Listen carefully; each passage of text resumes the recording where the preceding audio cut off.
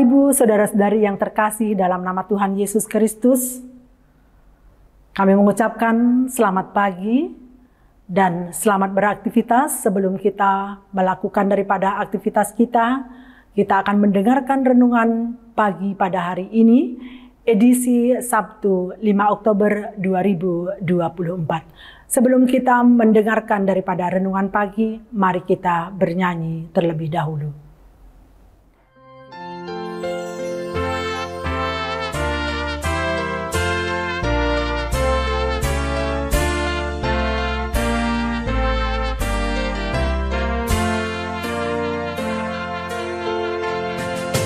Las doaku lama memuji di Bapa Parholongi, songon bunga namang herbang dina bicari, tersat dosa mapor suhon magodi bai asimi, las mirohana anako lehon diauku hati.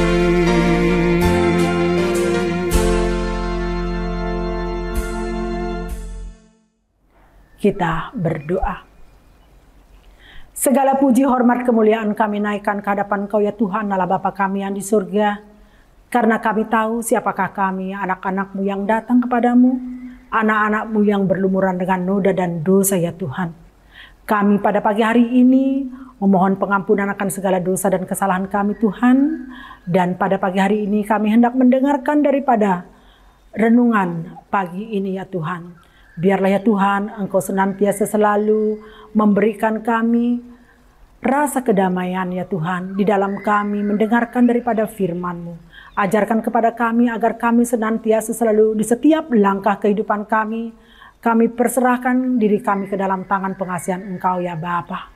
Engkau kiranya boleh berfirman kepada kami Tuhan, mampukan kepada kami untuk kami menjadi pelaku firman-Mu di dalam kehidupan kami. Di dalam Tuhan kami Yesus Kristus kami berdoa. Amin. Saudara-saudari yang terkasih, renungan kita pada hari ini terambil dari Lukas 13 pada ayat yang ke-17, demikian firman Tuhan. Dan waktu ia berkata demikian, semua lawannya merasa malu, dan semua orang banyak bersukacita karena segala perkara mulia yang telah dilakukannya. Saudara-saudari yang terkasih, beberapa hari yang lalu saya itu sempat menonton video klip tentang Pak Ahok yang saat itu masih menjabat sebagai Gubernur DKI Jakarta. Dengan seorang ibu penjual kue yang mendatangi balai kota untuk bertemu dengan Bapak Gubernur saat itu yaitu Pak Ahok. Jadi di sini Pak Ahok itu membeli semua kuenya. Tetapi yang saya lihat menarik dari video ini adalah sewaktu Pak Ahok mengamati wajah ibu penjual kue ini. Pak Ahok tersentak dan ia langsung bertanya, "Ibu sakit?" kata beliau. Dan si ibu ini menangis karena memang benar bahwa dia itu menderita sakit ginjal. Tetapi karena dia tidak mempunyai uang sehingga dia tidak bisa ke rumah sakit. Jadi Pak Ahok langsung membantu si ibu itu mengurus BPJS-nya. Dan si ibu di sini sungguh merasa terharu dengan perlakuan daripada Pak Ahok. Dan ibu ini pun menangis sejadi-jadinya. Yang sangat menarik dari sikap Pak Ahok dalam peristiwa saat itu adalah Ia bukan saja hanya memuaskan ibu penjual kue itu dan membeli kue jualannya. Tetapi jauh dari itu, Pak Ho ini bisa membaca apa yang sedang terjadi di dalam diri sang ibu itu. Pak Ho merasakan bahwa sang ibu yang sudah tua itu lagi menderita sakit. Sesudah mendapat konfirmasi dari sang ibu bahwa ia ada gangguan ginjal, Pak Ho di sini langsung mengurus BPJS untuk sang ibu tersebut agar sakitnya segera diurus ke rumah sakit. Secara pribadi, saya boleh katakan bahwa Pak Ho ini adalah memang betul-betul seorang pemimpin yang memiliki hati, yang mempunyai hati. Ia sangat sensitif dengan kebutuhan orang lain. Kasih Kristus sudah menjadi pelita hidupnya. Ia hidup dalam kasih Kristus. Bapak, Ibu, saudara-saudari, hari ini kita mendengar bahwa Yesus mengajar dalam rumah ibadat pada hari Sabat. Di situ ada seorang perempuan yang telah 18 tahun dirasuki oleh roh sehingga ia sakit sampai punggungnya itu bungkuk dan tidak dapat berdiri tegak. Ketika Yesus melihat perempuan itu, Yesus memanggil dia dan berkata kepadanya, "Hai ibu, penyakitmu sudah sembuh." Yesus sungguh luar biasa. Ia bukan hanya mengajar, bukan hanya membekali manusia yang percaya kepada Tuhan dengan ajaran-ajaran tentang Tuhan, tetapi lebih dari itu ia memberi kebahagiaan dan kehidupan baru bagi mereka yang sudah lama merindukan suatu pembaruan di dalam kehidupannya. Si ibu yang menderita sakit selama 18 tahun. Kita yakin bahwa sudah lama ia merindukan kesembuhan.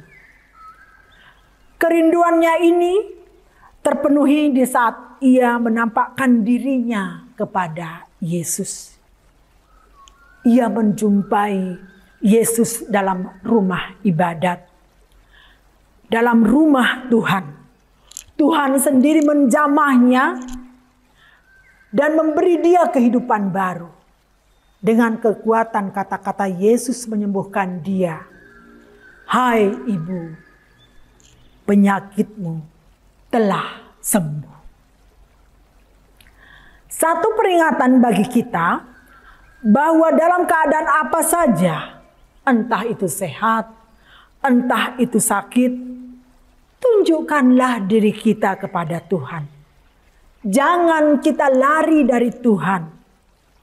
Pergilah ke rumah Tuhan. Persembahkanlah diri kita kepadanya. Tuhan selalu mengerti keadaan kita. Kalau kita sakit dan kita sangat rindu agar kita sembuh, berilah diri kita kepadanya. Dia pasti akan buat sesuatu ke atas diri kita. Sesudah Yesus menyembuhkan ibu itu, kepala rumah ibadat sangat gusar hatinya. Karena Yesus menyembuhkan ibu pada saat hari Sabat. Ia menantang Yesus dengan berkata, 6 hari untuk bekerja. Karena itu datanglah pada salah satu hari itu untuk disembuhkan. Jangan pada hari Sabat. Lewat pernyataan ini kita tahu bahwa kepala rumah ibadat sungguh memperhatikan hukum dan aturan agamanya. Karena bagi mereka Sabat adalah hari Tuhan. Hari untuk memuji dan memuliakan Tuhan, bukan melakukan pekerjaan untuk menyembuhkan. Bagi mereka, hukum adalah hukum dan tidak boleh dipermainkan. Melanggar hukum adalah dosa. Tetapi pernyataan kepala rumah ibadat langsung disanggah oleh Yesus. Yesus langsung membuka matanya dengan satu kenyataan yang selalu dibuat oleh orang Yahudi pada hari Sabat, yaitu melepaskan lembu atau keledai pada hari Sabat dari kandang dan membawanya ke tempat untuk minum. Satu perbuatan yang baik bagi binatang agar mereka tetap sehat dan hidup. Kalau untuk binatang bisa dibuat demikian, apalagi bagi manusia. Kalau saja binatang tidak dikeluarkan dari kandangnya sepanjang hari Sabat dan tidak diberi air, pasti binatang itu akan berontak dan berteriak sepanjang hari. Yesus menyapa kepala rumah ibadat yang prioritaskan hukum itu adalah orang munafik. Karena dia sangat memperhatikan apa yang dibuat Yesus, sementara pelanggaran-pelanggaran yang dibuatnya sendiri tidak diperhatikan. Bapak, Ibu, Saudara-saudari yang terkasih, di dunia yang penuh dengan tantangan yang kita jalani saat ini, kita bisa merasakan seperti berada dalam perbudakan yang tidak bisa bertindak bebas. Semuanya terbatas dan diperintah. Tidak punya hak untuk berbicara. Kita sering melihat diri kita itu seperti orang yang kecil bila dibandingkan dengan yang lainnya. Ketika hal itu yang kita rasakan, datanglah kepada Yesus. Yesus pasti melihat kita. Yesus tahu apa yang kita rasakan dan pikirkan.